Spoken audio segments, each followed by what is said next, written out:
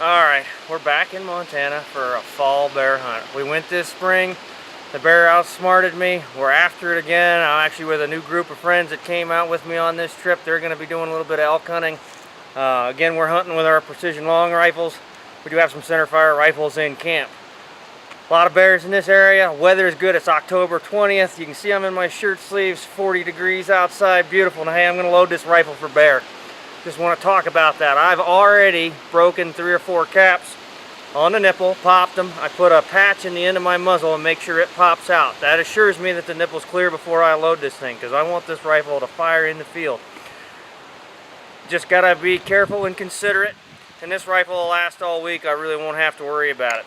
Alright, so since I've done that, the next thing is I do a priming charge. I'm going to be shooting 777 because it provides me exceptional velocity. But its ignition point is lower than that of black powder. So I add 10 grains of 3F black powder to fill the breech system. That's going to be my primer charge for my 777. And this is just a 10 grain. Shake that. Fill that measure. Make sure it's full. Dump that down the barrel.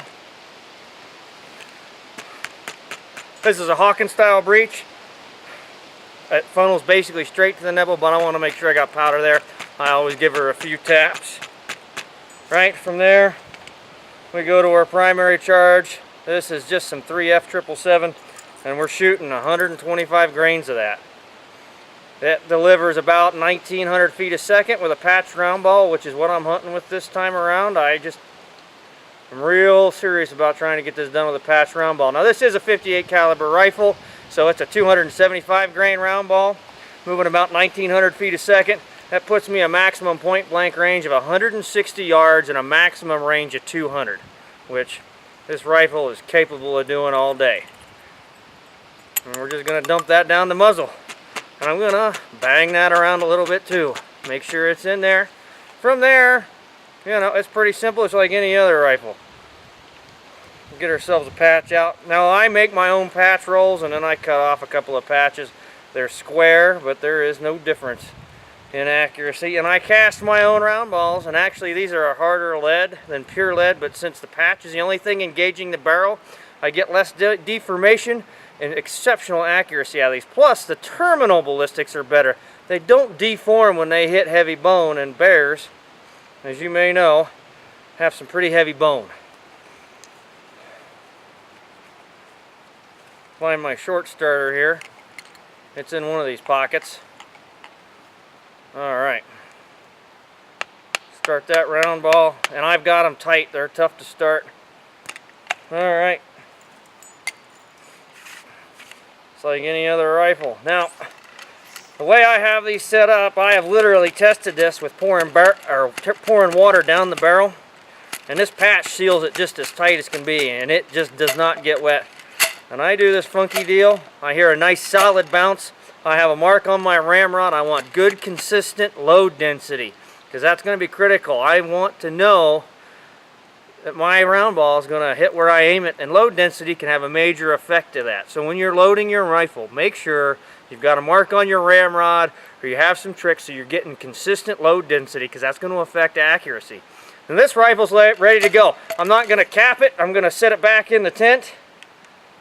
And I'm going to leave it till morning, because we're hunting first thing in the morning. It's afternoon. We got some cooking to do, some other things to do here in camp.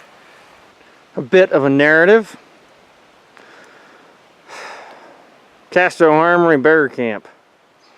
2017, October. We have 3 bear tags in camp and 1 elk tag.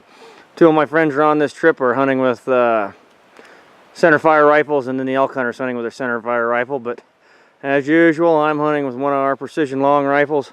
Hope to tag out for my bear. We did not get one this summer, or this spring season, and we're back. Got a second opportunity at it. It is October 20th. It is 47 degrees at 3:24 in the afternoon, and it is just beautiful. We're down here on Tenderfoot Creek in the Little Belt Mountains. You got an idea of our campsite. This is a do-it-yourself hunt. We do all of our own hunts. We do them ourselves. We do the research. We call the game wardens. We call the FWP. We talk to people. We do the research. And we find a place to go hunt. Now Ned, he's over here on the Tenderfoot Creek, hopefully catching supper with some trout. We're going to walk over there and see if we can get some footage of him. The other two gentlemen with me, Don Stansberry and Rex McKee, are off doing some afternoon scouting with their rifles, of course, because the season opened this morning for elk, and Rex has an elk tag.